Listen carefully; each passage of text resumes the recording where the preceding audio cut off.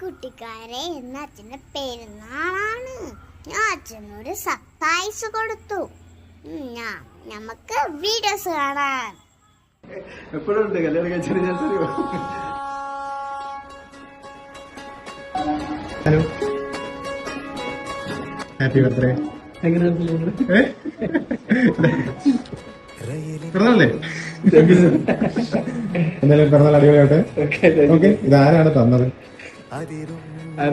ആരാണ് പറയൂ. വൈഫ്. അതെ, സന്തോഷമായോ? സന്തോഷായി.